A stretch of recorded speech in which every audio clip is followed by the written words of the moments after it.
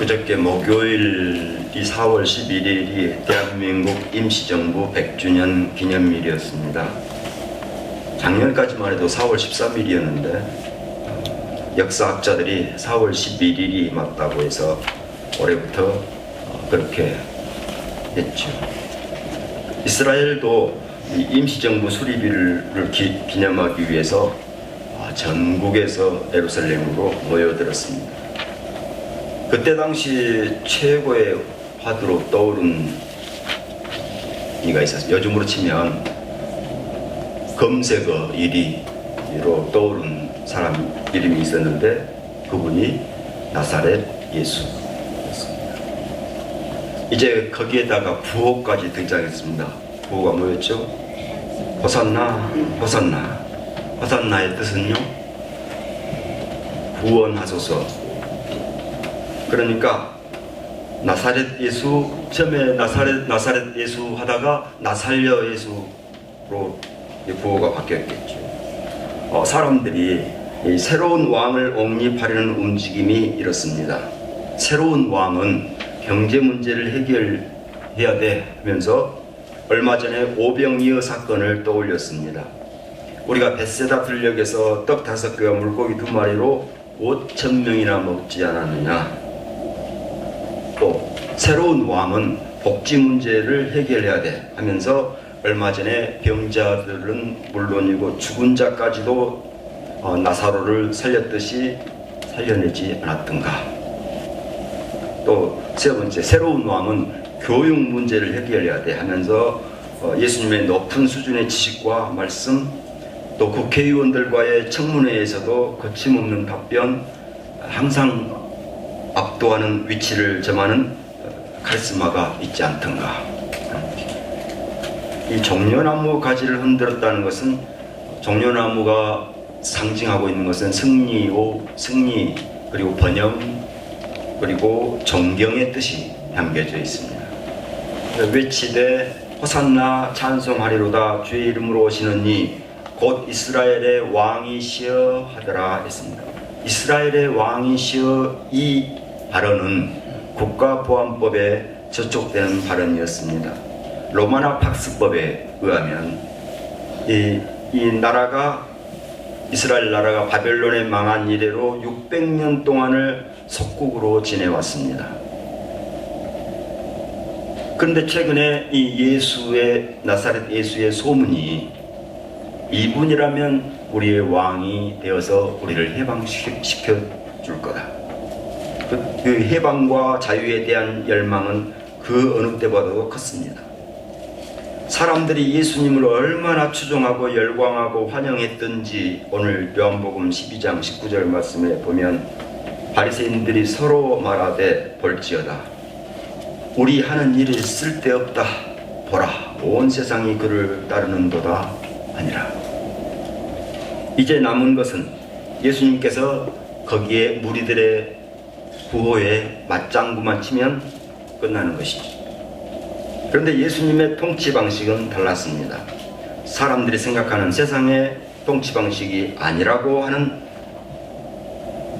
예수님의 시위는 요한복음 12장 14절 말씀으로 끝납니다. 예수는 한 어린 나귀를 타시니 해서 모든 것들에 대한 예수님의 방식을 선언하고 계십니다. 어린 나귀를 타셨다는 것은 그것이 뜻하는 바가 순종이요, 평화요, 겸손을 뜻하는 것이었습니다. 그러니까 예수님의 통치 방식은 하나님께 복종하는 것, 그리고 평화, 그리고 겸손,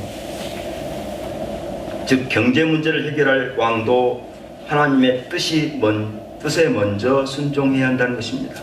복지 문제, 의료 문제, 노인 복지 해결할 왕은 그 모든 방법과 귀결은 평등, 평화라는 것입니다. 교육 문제를 해결할 왕은 비유를 통해서, 대화를 통해서 소통하는 방식이어야 한다는 것이죠. 오늘 우리에게 주시는 말씀은 빌립보서의 말씀입니다. 2장 5절 말씀. 너희 안에 이 마음을 품으라. 곧 그리스도 예수의 마음이니. 이 마음을 오늘 저는 한 마음으로 표시해봅니다. 한 마음으로 살기. 그래서 오늘 말씀의 제목이 한 마음으로 살기. 한 마음으로 살기, 그 첫 번째는 예수의 마음으로 살기입니다. 예수님의 마음으로 산다고 하는 것은 복종하는 마음으로 살기. 사람한테 복종이 아니라 하나님께만 복종하는 마음으로 살기. 빌립보서 2장 8절의 말씀입니다. 사람의 모양으로 나타나사 자기를 낮추시고 죽기까지 복종하셨으니 곧 십자가에 죽으시리라. 죽기까지 복종한 예수님의 마음을 품으라고 하는 것입니다. 이것이 우리에게 주시는 한 마음 첫 번째. 우리의 믿음 생활은 취미 생활이 아니고 우리의 믿음은 십자가 지는 일입니다. 보통 각오로 믿어서는 곤란합니다. 오늘 세례받은 분들도 죽기 살기로 믿어야 되겠다 다짐하는 날 되시기를 바라겠습니다.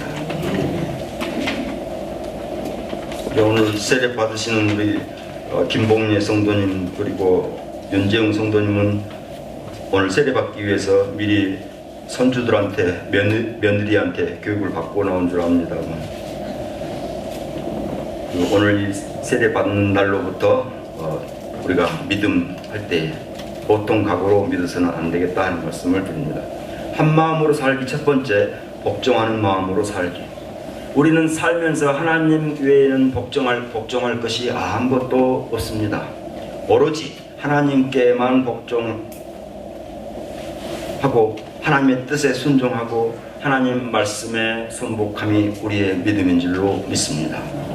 하나님이 모세를 통해서 십계명을 주실 때 하신 말씀이 이겁니다. 나는 너를 애굽 땅 종되었던 집에서 인도하여 낸 하나님 여호와라. 그러니까 우리가 하나님을 믿는 이유는 자유를 누리기 위함이죠.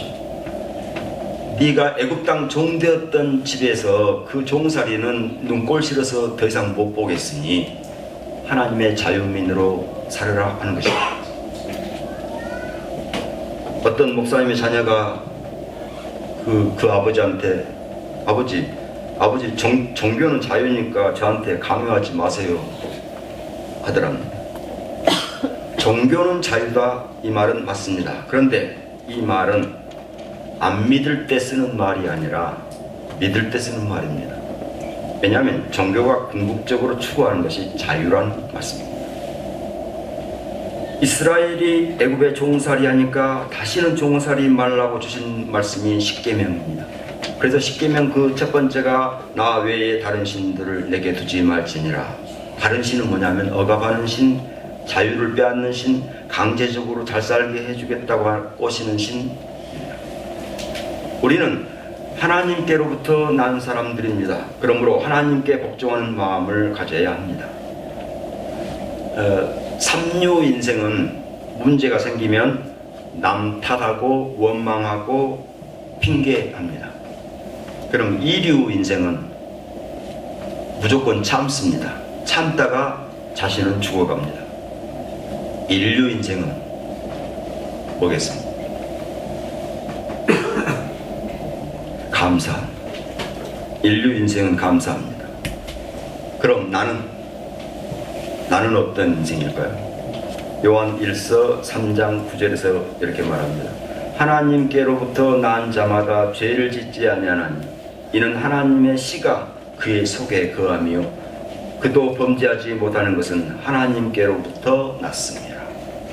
하나님의 씨가 그 속에 들어있어서 하나님께로부터 났다고 그렇게 사는 것입니다.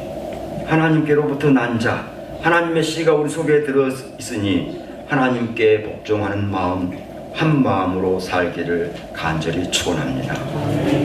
두 번째 한 마음으로 산다고 하는 것은 평화의 마음으로 사는 것을 말합니다. 빌립보서 2장 11절입니다.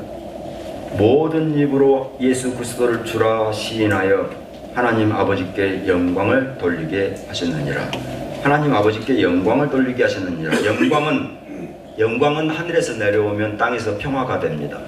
이 땅에서 평화가 하늘로 올라가면 영광이 됩니다. 그 말씀이죠. 사회 복지 문제, 통일 문제, 그 무엇이든 방법은 평화여야 하고 그 귀결도 평화요, 목표와 목적도 평화여야 합니다. 평화는 하나님의 선물입니다. 하나님의 긍휼입니다. 하나님의 사랑입니다. 마태복음 5장 9절 말씀에서 화평하게 하는 자는 복이 있나니 그들이 하나님의 아들이라 일컬음을 받을 것이며 그랬습니다. 이번 4월 27일이 평화 인간띠 있기를 합니다. 남북 정상회담 1주년 기념해서 그날이 비무장지대가 500km인데 그 500km를 50만 명이 참여해서 50만 명이 참여하면 1m씩 서서 참여하게 됩니다. 그런 이 화평하게 하는 자는 복이 있나니 그들이 하나님의 아들이라 일컬음을 받을 것이며 했습니다. 우리의 모든 사회복지, 통일 문제, 모든 것들이 그 귀결은 평화여야 한다는 말씀입니다. 그래서 평화의 아들, 딸들로 살아가는 것이죠. 이것은 하나님의 선물이고 하나님의 긍휼입니다. 혹시 우리 왜 콧구멍이 2개인지 아십니까? 한쪽을 후벼팔 때 다른 쪽으로 숨 쉬라고. 실제로 그렇습니다. 2개의 콧구멍이 서너 시간마다 활동을 교대합니다. 이 비밀을 아셨습니까? 한쪽 코가 냄새를 맡을 때 다른 쪽 코는 쉽니다. 숨을 쉴 때도 한쪽이 쉬고 다른 쪽은 안 쉽니다. 코감기 때문에 그때도 한쪽 코만 막힙니다. 이것이 창조 원리요, 하나님의 긍휼이요, 하나님의 평화의 원리입니다. 우리는 평화가 없으면 죽은 거나 마찬가지입니다. 평화의 마음으로 살아서 한 마음 살기를 주님의 이름으로 축원합니다. 세 번째 한 마음으로 산다고 하는 것은 겸손한 마음으로 사는 것이죠. 빌립보서 2장 3절입니다. 아무 일이든지 다툼이나 허영으로 하지 말고 오직 겸손한 마음으로 각각 자기보다 남을 낮게 여기고. 빌립보서 2장 1절 말씀에 무슨 권면이나 무슨 위로나 무슨 교제나 무슨 긍휼이나 무슨 자비가 있거든 오직 겸손한 마음으로 하라 말씀합니다. 오직 겸손한 마음으로 하는 일은 다툼으로 하지 않는 것, 허영으로 하지 않는 것, 자기보다 남을 낮게 여기는 것. 여기에다가 저는 덧붙이고 싶은 것은 겸손한 마음으로 산다고 하는 것은 오늘을 잘 사는 것. 오직 겸손함으로 산다고 하는 것은 다툼으로 하지 않는 것, 허영으로 하지 않는 것, 자기보다 남을 낮게 여기는 것, 오늘을 잘 사는 것. 오늘을 잘못 살면 내일도 없고 겸손한 마음도 없다는 말씀입니다. 우리말에 순우리말에 어제가 있고 오늘이 있습니다. 내일은 우리말이 아니고 한문입니다. 그러니까 우리말에는 내일은 없어요. 대신 모레는 있고 글피는 있고 그 글피는 있어요. 근데 서양 사람들은 모레 글피는 없어요. 내일까지만 있습니다. 그러니까 우리 민족에게 내일은 곧 오늘인 셈이죠. 오늘을 잘 살면 내일 또한 오늘이 되는 것이죠. 오늘을 잘 사는 길은 겸손한 마음으로 사는 것이죠. 다툼, 허영 아니 되고 남을 낮게 여기고요. 오늘을 잘 살면 우리는 겸손한 마음으로 사는 것이 됩니다. 오늘 우리에게 주신 말씀 한 마음으로 살기, 겸손한 마음으로, 평화의 마음으로, 복종하는 마음으로 살기를 간절히 축원합니다.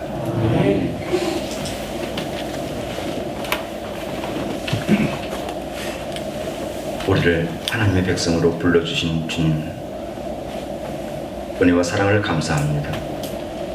오늘 우리에게 주신 말씀 따라 한 마음으로 살기를 원합니다. 겸손한 마음으로, 평화의 마음으로, 복종하는 마음으로 살기를 원합니다. 주 성령께서 도와주옵소서. 예수님 이름으로 기도하옵나이다.